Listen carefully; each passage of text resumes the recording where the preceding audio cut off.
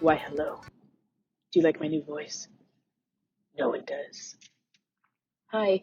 Funny story. I know I haven't done a show since April, and I feel bad about it. And if I had done a show every time I had attempted to start a show and then decided it was garbage, I would have about 15 more shows up. But every time I try, it just, it ends with me going, ugh, fuck, this is stupid. And then stopping the recording. I know, because I have the actual audio to prove it. So in a sense, I really spared you from garbage. But I mean, my whole life is garbage, so I don't really know what this show is going to end up being. And I might even just say, ugh, this is boring.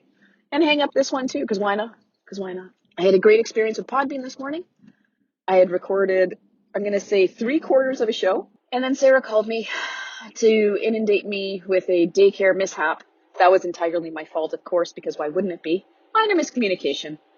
That got blown out of proportion.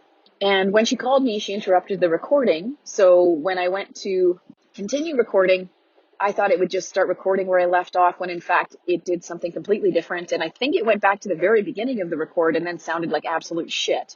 Like it had recorded over the recording and it sounded really squeaky and weird. Yada, yada, yada.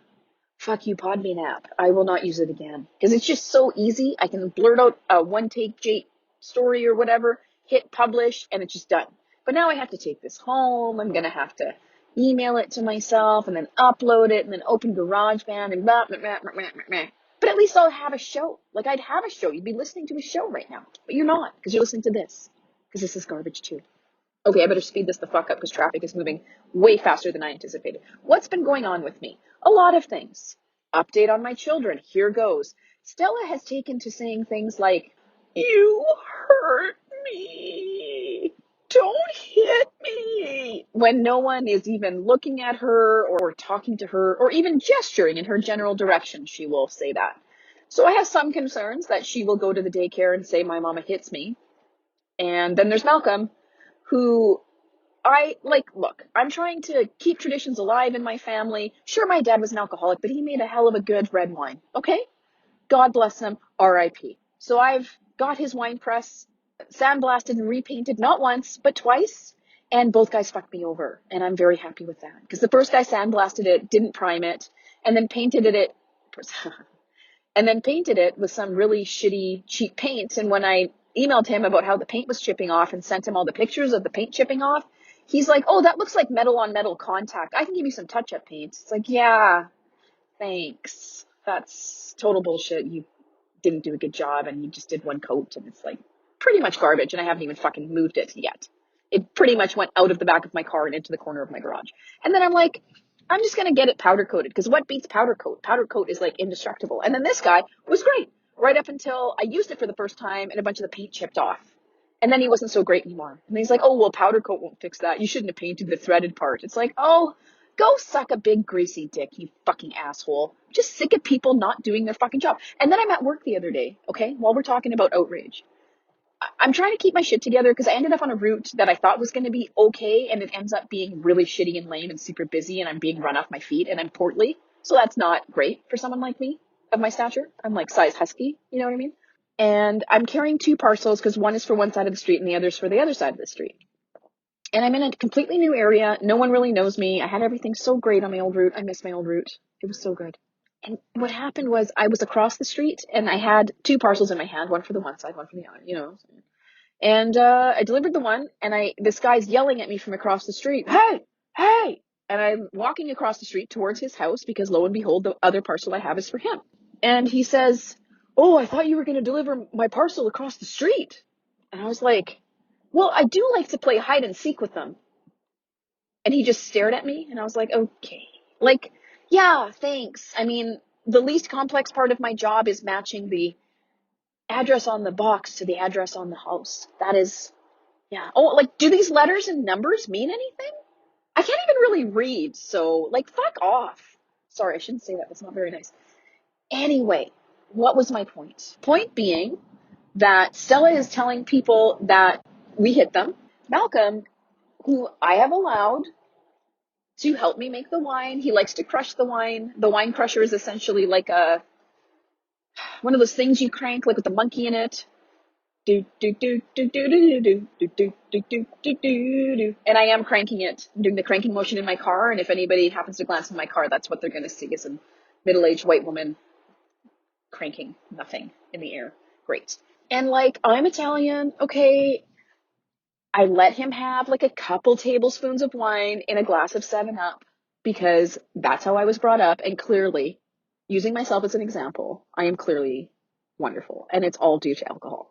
So Malcolm's at school, and the teacher's going through like lists of things that children like shouldn't have and shouldn't be aware of. And she's like, going through the list, and she's like, kids should not have alcohol. And Malcolm puts his hand up, and she acknowledges him, and he says, I like wine. And she's like, you like wine? And he said, yeah, my mama lets me have wine with 7-Up.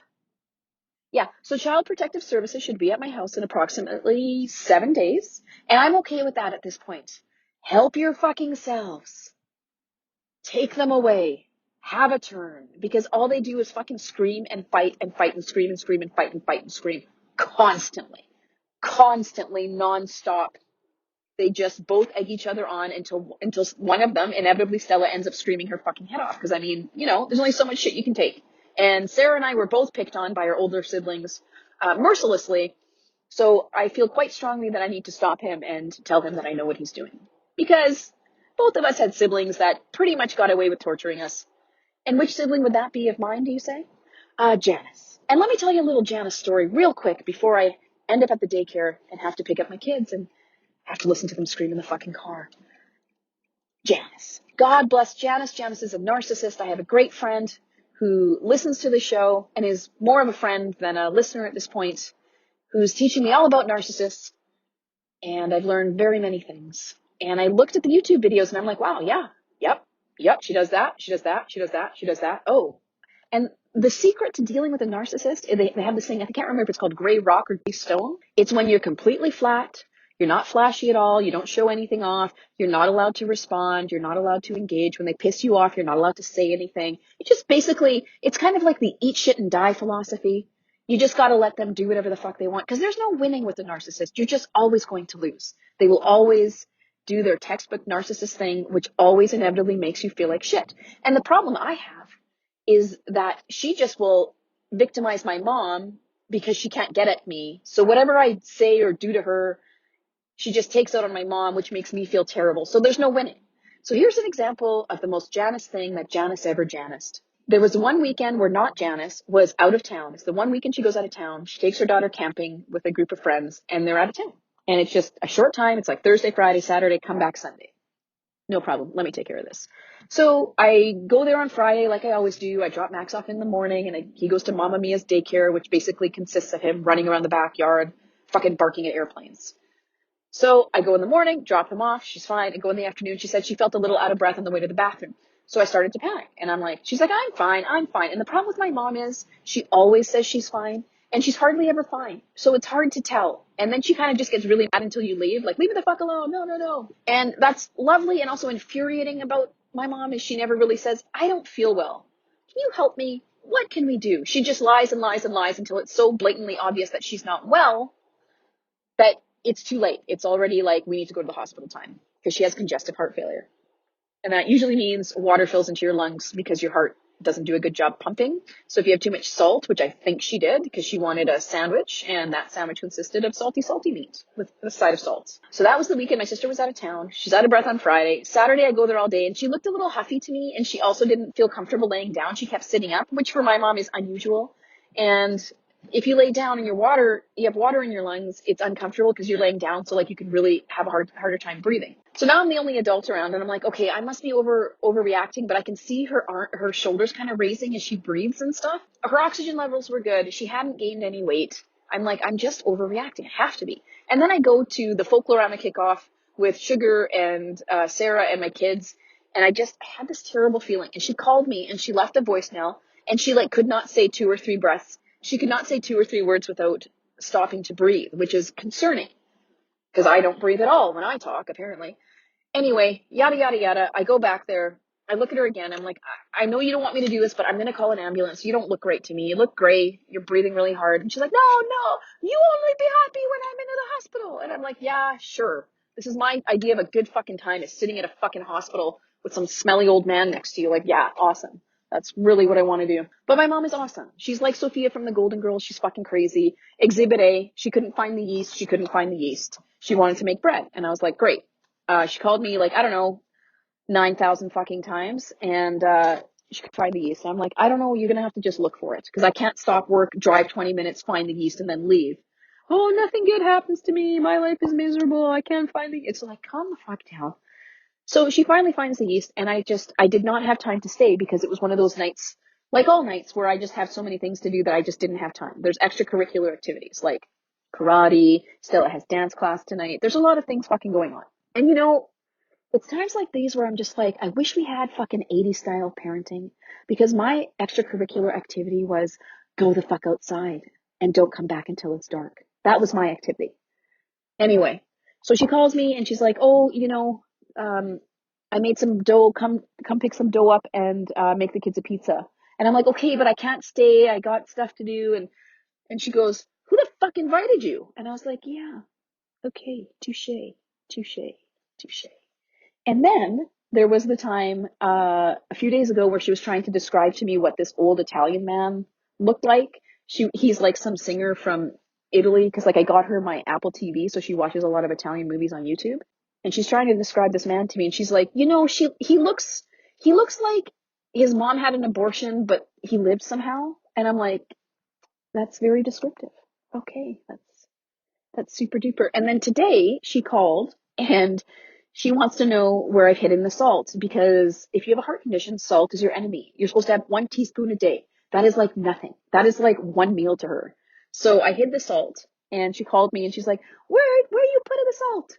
I'm like, you don't need any salt. You have a heart condition. Give me my fucking salt back, you bitch. And I'm like, no, you're not getting it. Where's the salt? I need the salt, because we have these green tomatoes. You mix green tomatoes with salt, you put a weight on top, and then, I don't know, it like ferments or something, and then you put them in jars. It's a long story. And she's like, your sister, not Janice, she needs the salt for the tomatoes. And all I hear is, oh, I don't. Could not stop laughing. Anyway, let's bring us back to the tail end of this wonderful story. I'm the only adult around. My mom is breathing quite rapidly. It's concerning to me. We call the ambulance. And for whatever reason, these EMT guys, or sorry, the firemen showed up first. I shouldn't say EMT guys. For whatever reason, these firemen are like asking her all these questions and are surprised when she's not answering. It's like, dude, there's like 8 men in her house that she doesn't know. Like, no, she doesn't want to talk to you. She's a little old lady and she barely speaks English. We're getting into the ambulance. We're sitting in the ambulance, and Janice is home this entire time. And Janice has like a really loud voice. So when I'm asking my mom how she's feeling and if she's doing okay, Janice just screams, yeah, she doesn't look good.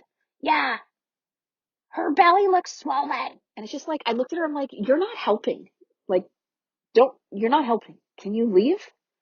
Fuck off. Like, her one job, she lives rent free. She does literally fucking nothing. I have to go there every morning and clean up and do laundry and like weigh my mom, take time out of my workday to go do that, which I have to find that time somewhere else by running my fucking fat ass off. And she's just sitting in the basement doing nothing, like arguing with people on the internet. Fuck, I hate her guts. So I'm in the ambulance now. They're assessing my mom in the back. I've never been in an ambulance before. Well, not as an adult anyway, I should say. Maybe as a kid I did. I don't know. And I'm in the ambulance and I can hear my sister's chime go off on my phone texting me. And I'm thinking, oh, awesome. She's going to say, hey, you have kids. I have nothing, and I'm a terrible person who deserves to die a lonely, sad death. Can I trade with you, and you go home to your kids and I'll go to the hospital? Why would I think that was even in the realm of fucking possibility? What actually she texted was, do you know where the lid to my glass Tupperware is? Like, her mom is in a fucking ambulance with yet another bout of congestive heart failure, and she wants to know where her fucking Tupperware lid is. So since then, I've taken to calling her the fucking Tupperware Lady. The Tupperware Lady. You're welcome. And that's the most Janice thing that Janice has ever Janiced. Yeah, she's great. She's real great. Don't you wish you had a Janice? Okay, I'm gonna go get my kids now. Dance class night. I just want to get into a fetal position and cry. But I can't. I'm not afforded that luxury. Moms can't be sad.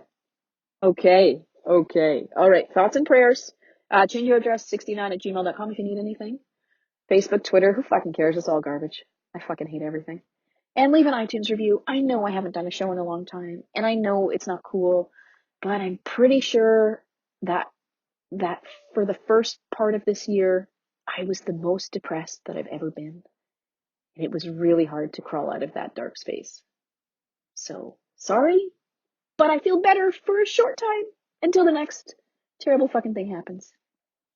Thanks for understanding. Okay. Okay then. Bye-bye. Okay, bye-bye. Yeah.